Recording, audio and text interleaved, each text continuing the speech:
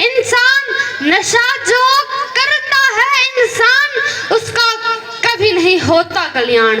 नशे की लत जो जारी है, नशे की लत जो जारी है, ये सबसे बड़ी बीमारी है।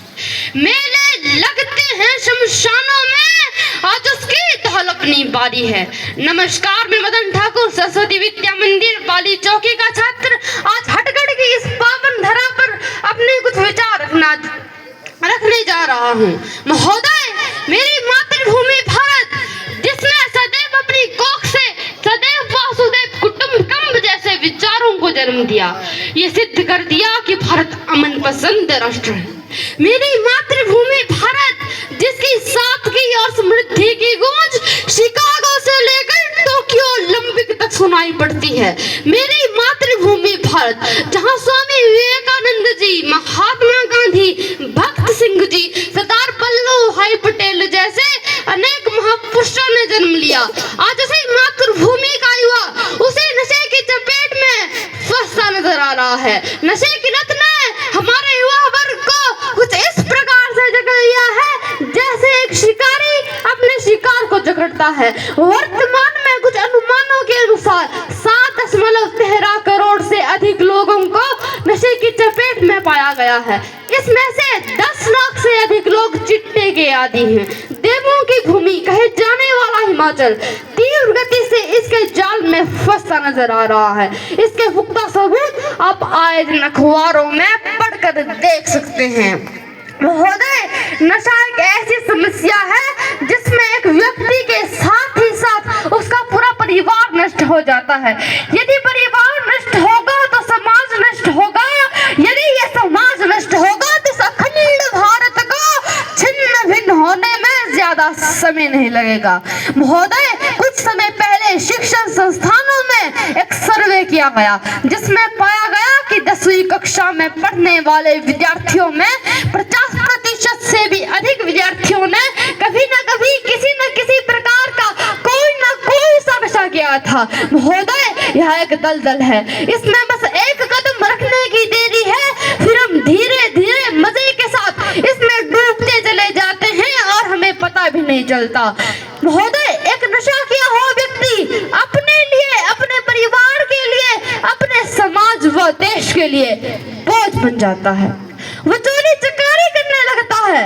इतना न होने पर वो इससे भी बड़े अपराध को अंजाम दे देता है और इसका खामियाजा उसके साथ ही साथ उसके पूरे परिवार को भुगतना पड़ता है। महोदय, आप आधुनिक समय की बात ले लीजिए, बड़े बड़े नेता अभिनेता नशे की चपेट में हैं। अभिनेताओं के पास बड़ी बड़ी मात्रा में नशे की सामग्री पकड़ी जा रही है। इसके प्रमाण भी आप आए दिन अखबारों में पढ़कर देख सकते हैं। न जाने हमारे रीति रिवाजों को क्या हो गया है। शादियों में, पार्टियों में, त्योहारों में बिना शराब की तो इनमें शान ही नहीं मानी जाती।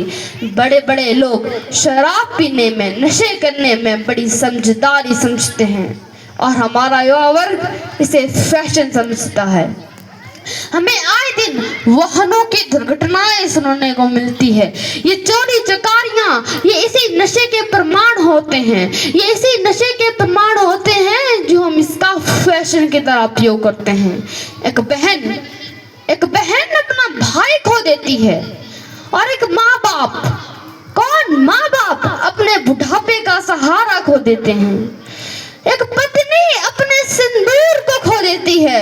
मैं पूछता हूँ कि कौन थे वो लोग जिन्होंने ये नशा बनाया? कौन थे वो लोग जिन्होंने घरों को जला देने वाला तेजाब बनाया? शायद हम में से किसी के पास इसका जवाब नहीं होगा। तो उससे क्या नशा मुक्त भारत का निर्माण नहीं हो सकता? यह प्रश्न मैं आज आपसे पूछना चाहूंगा। डॉक्टर APJ अब्दुल कलाम कहा करते हैं कि किसी भी देश की तरक्की और तबाही दोनों युवाओं के हाथ में है। युवा चाहे तो किसी भी देश को उसके नए आयाम तक ले जा सकता है। तो फिर देर किस बात की है दोस्तों, हिंदुस्तान तो युवाओं का ही देश है। आओ मिलकर एक जंग का ऐलान करते हैं। ये जंग अपने मन मस्तिष्क के खिलाफ, ये जंग अपने मन मस्तिष्क के खिलाफ। ये जंग उन लोगों के खिलाफ जो नशे का प्रचार कर रहे हैं। तभी तो होगा, क्या होगा? एक आत्मनिर्भर भारत का निर्माण होगा, एक अखंड व नशा मुक्त भारत का निर्माण और एक समृद्ध भारत का निर्माण। अंत में मैं कुछ पंक्तियां कहकर अपनी वाणी को विराम देना चाहूंगा।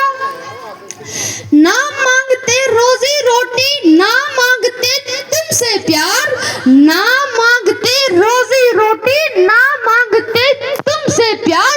रोक लगा दो इस नशे पर, रोक लगा दो इस नशे पर, तो खुशी रहेगा ये संसार, तो खुशी रहेगा ये संसार। धन्यवाद। जय हिंद, जय भारत।